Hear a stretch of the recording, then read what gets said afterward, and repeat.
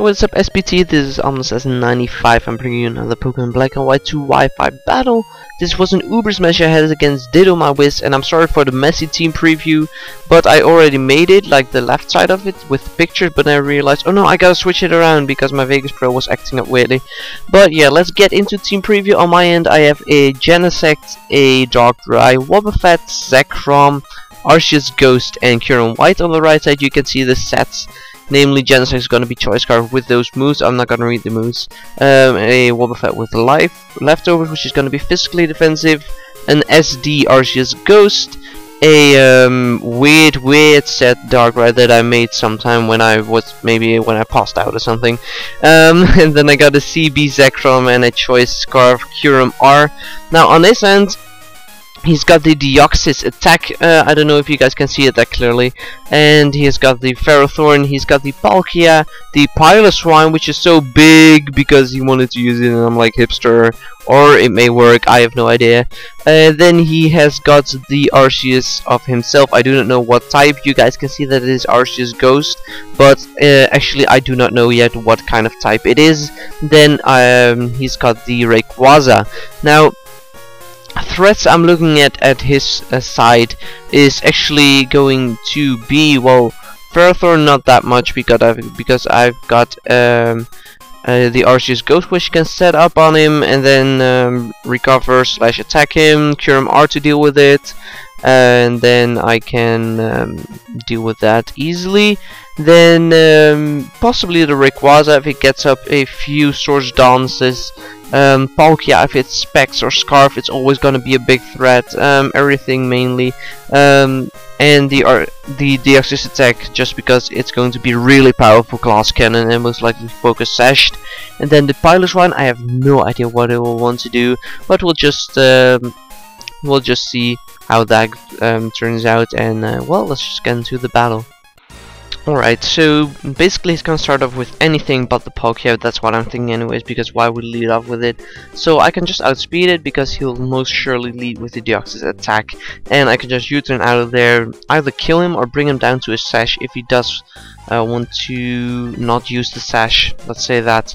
And he actually does decide to have the sash, and I'm just going to U-turn out, which leaves him with one free attack, and I go into my Kyurem R to take any hit that he wants to throw at me, because he doesn't have any SC hit that he can go for. But instead he decides to go for the Stealth Rocks, set them up, and I know that I can outspeed him because I'm Scarfed as well.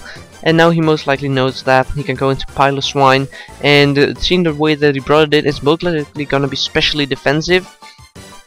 And I'm figuring, okay, I can just trap him with my Wobbuffet, and then if he does want to attack me or such, I can just bounce that back at him and then deal heavy damage. But actually this is not going to be a smart plan, because he's gonna go for the Toxic, and he was going to predict the Encore into something. I have no idea what, but whatever, I don't care. I'm just gonna set up the safeguard so that I can freely switch out without getting Toxic in my Arceus Ghost, because I'm a SD Arceus Ghost, so I don't want to be Toxic, because the toxic damage is really gonna rack up in time. And he's gonna go for the Ice Cold Crash, get a crit on that, which is really unfortunate, because now I am forced to go for a recover to be at decent health when he decides to either switch out or go for another attack. And seeing this damage, a Ice Cold Crash might have killed me if I hadn't gone for the recover, so that's really great. Now he won't want to switch out. I know that he'll most probably will want to, because I most likely have the fighting type attack to compensate with my Ghost Stab, so I can set up an SD on the switch, and then I'm most likely going to outspeed him just because I am jolly. So I can just go for a Shadow Force on his Rayquaza, which he brought in, but he decides to switch out into Ferrothorn. Now I have no idea why, because as I said before, he'll most likely expect the fighting type stab, not fighting type stab, it's not stab, the fighting type attack, and he's actually going to predict that. Shows me that he has the Arceus Ghost himself, which I find rather odd, but okay. And he shows me that he is actually timid as well, most likely max speed, because I'm running like 220 speed somewhere around there, and he's most likely running max. He's going to outspeed me, kill me. Now I did go into my Wobbuffet to just kill him with the miracle, because I'm most likely going to live a hit. At least that's what I thought. But he decides to go for the Willow, see if I have the mirror code actually. And I'm going to live with 3 HP after the judgment, which is really great. I'm gonna bounce that back right to him, and that Arceus gets smacked in the face with a mirror code bounce back judgment of its own. So that's going to be really unfortunate for him, and also for me, because my Wobbuffet is going to die to toxic damage. But that doesn't matter, Wobbuffet did his jobs. Now he decides to go into Piloswine. I found that rather odd, because most likely when you are in a double down, you go into either your lead or your Scarfer. Now the reason why he brought in Piloswine is most probably because his Palkia is not Scarfed, at least that's what I'm thinking, because otherwise he would have gone for that. Right here I'm actually going to want him to predict the fire type attack and go into Palkia. I'm gonna go for the Dragon Pulse, just gonna be a matter of risk reward, because why would he go into Ferrothorn if the fire type attack is also kind of optional to go for. Now I do go into Darkrai on the switch, as he does want to go for the Leech Seed instead of Spikes. I'm fine with that, because I'm going to recover off damage if I can get this thing to sleep and then Dream Eater it, because that, as you guys saw in the team preview, is the weird set. It has Dark Void, Dream Eater, Nightmare and Dark Pulse. It doesn't work for a single bit, so I'm not going to use that anytime again. So he is going to go into Rayquaza right here, and he is actually going to survive, he's going to avoid the first Dark Void, but the second time I'm actually going to hit it. So that's really great, because Rayquaza is a big threat to my team, also if it does decide to set up. I don't know whether it actually does want to set up, but whatever. Okay, so right here I'm thinking he might want to stay in.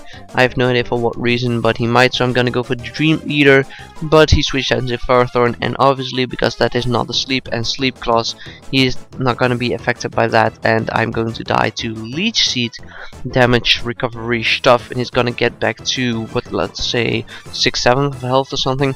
So I go into my Kyurem Y, or Kyurem R rather, basically to threaten him out. I do want to predict him to over predict and want me to go for the Dragon Pulse, let's say that, and I'm gonna go for the Fusion Flare now.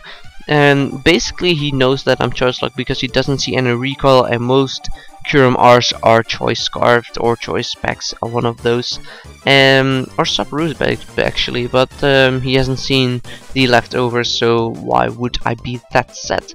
And he's free to go into his Rayquaza to burn a turn of sleep, whatever. And I'm figuring, okay, I want to kill this Rayquaza, and I'm gonna go into Genesect, which is, I believe that it is neutral natured for attack and just max attack, and go for the explosion, but he lives that while it switches into Piloswine, which is really unfortunate.